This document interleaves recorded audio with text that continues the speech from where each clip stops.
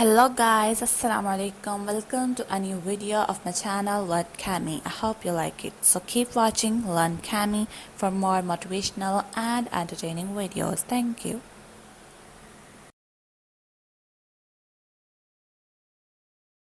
Bismillahirrahmanirrahim. The topic we are going to discuss today is hybridization. Hybridization. What is hybridization? The process of mixing of orbitals of an atom of nearly equal energy, giving rise to entirely new orbitals equal to the number of mixing orbitals and having identical shape and same energy content is called hybridization.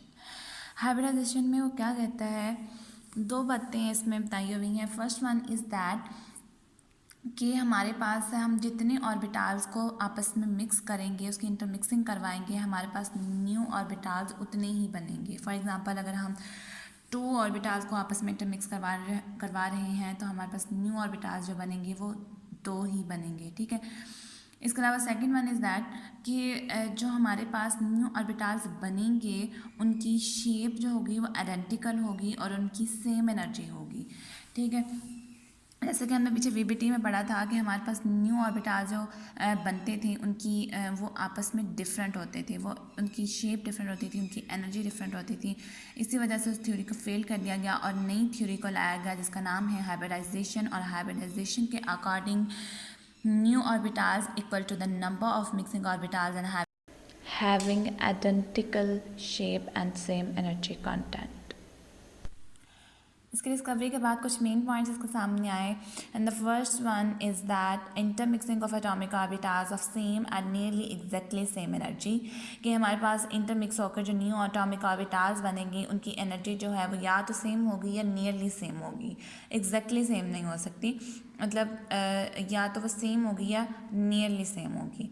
ठीक है. Second one is that half filled orbitals, empty orbitals and fully filled orbitals. इन तीनों orbitals जो हैं वो hybridisation में participate कर सकती हैं, तीनों हाइब्रिडाइजेशन कर सकते हैं. वीबीटी में हमने पढ़ा था कि जो है वो सिर्फ हाफ फिल्ड ऑर्बिटल्स ही ओवरलैप करके उसमें बॉन्ड बनाते थे, लेकिन हाइब्रिडाइजेशन में half filled, empty orbitals and fully filled orbitals तीनों जो है वो हाइब्रिडाइजेशन कर सकते हैं.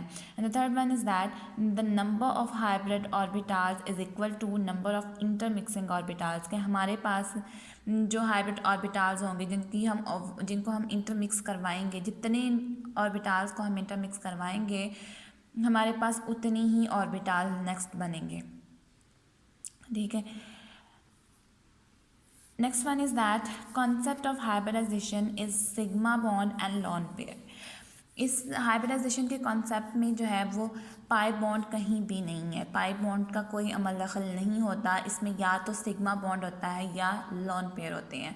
यही जो है वो हाइब्रिडाइजेशन कर सकते हैं. ठीक है. Next one is that hybrid orbitals are named after the parent orbitals. कि हाइब्रिड ऑर्बिटल्स जो हैं वो अपने पेरेंट ऑर्बिटल्स पर ही उनके नेम रखे जाते हैं. फॉर एग्ज़ाम्पल अगर हम दो ऑर्बिटल्स ले रहे हैं 1s एंड 1p. ठीक है. तो दो ऑर्बिटल मिक्स हो गए तो हमारे पास टोटल कितने बनेंगे, दो ही नहीं बनेंगे और उनका नाम पेरेंटल ऑर्बिटल के पर रखा जाएगा जो कि थे हमारे पास s और p. तो दोनों का नाम हम रख देंगे sp और sp.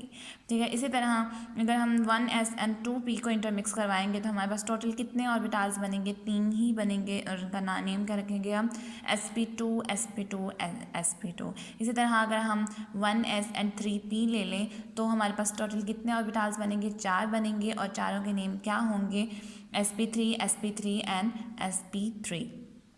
ठीक है. नेक्स्ट है इसकी shape of hybrid orbitals. Shape जो थी वो फिक्स्ड हो गई थी. जो s ऑर्बिटल है वो स्फेरिकल शेप का होगा and p orbital and the p and t orbital shape you can see on the page. So next one is the hybrid orbitals orientate such that repulsion between them is minimum.